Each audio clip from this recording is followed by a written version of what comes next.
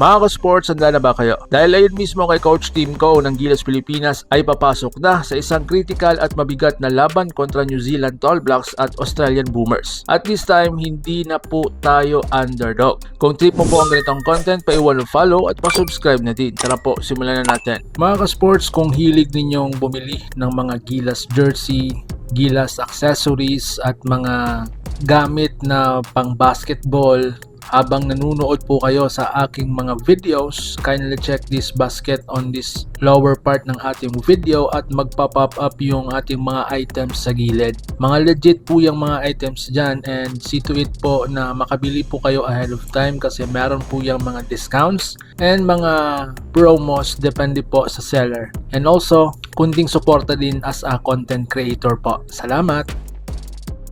Mga ka-sports, practice plan ni Coach CTC.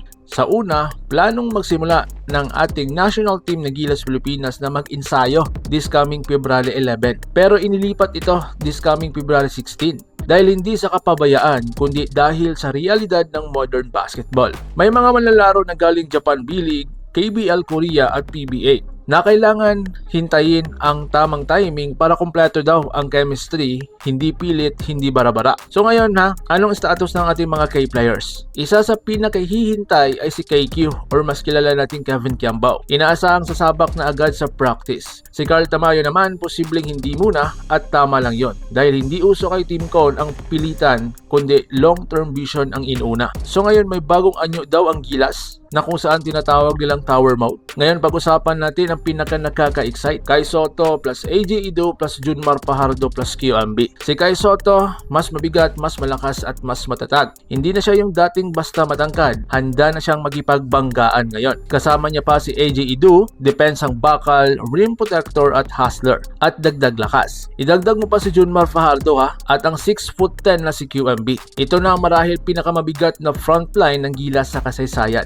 So ngayon, anong problema ng New Zealand? Samantala, hindi ganito kaswerte ang New Zealand. Marami sa kanila ay naglalaro pa sa NBL Australia, lalo na sa NZ Breakers na may laban hanggang February 22. Ibig sabihin, biyahe agad, halos walang practice, napakalimit ng kanilang chemistry. At sa international basketball, chemistry is everything. So ngayon, Australia tahimik pero delikado. Mga ka-sports, mas delikado talaga mga OCs. Mas maaga silang makakapag-ensayo dahil Guam lang ang kalaban bago ang Gilas. Hindi sila maingay pero kapag handa ang Boomers, walang biro iyon. Mga ka-sports, habang ang Gilas ay lumalakas sa Asia, makikita rin natin ang Filipino influence sa global basketball. Mula NBA coaching staff hanggang international leagues, unti-unti nang nagiging basketball nation ang Pilipinas. Hindi lang players, kundi basketball IQ, sistema at disiplina. Mga ka-sports, February 26, hindi lang to basta laro Ito ay pagsusulit ng sistema ni Tim Cone, sukatan ng bagong Gilas at mensahe sa buong Asia. Hindi na tayo babalik sa dati. Kung naniniwala ka sa bagong Gilas ngayon, i-like mo ang video na ito,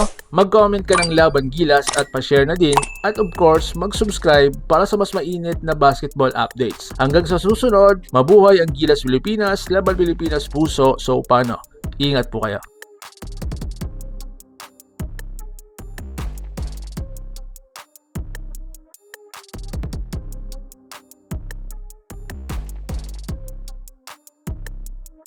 Mga ka-sports, kung hilig ninyong bumili ng mga Gilas jersey, Gilas accessories at mga gamit na pang basketball, habang nanonood po kayo sa aking mga videos, kindly check this basket on this lower part ng ating video at magpa-pop up yung ating mga items sa gilid. Mga legit po yung mga items dyan, and see to it po na makabili po kayo ahead of time kasi meron po yung mga discounts and mga promos depende po sa seller. And also, kunting suporta din as a content creator po. Salamat!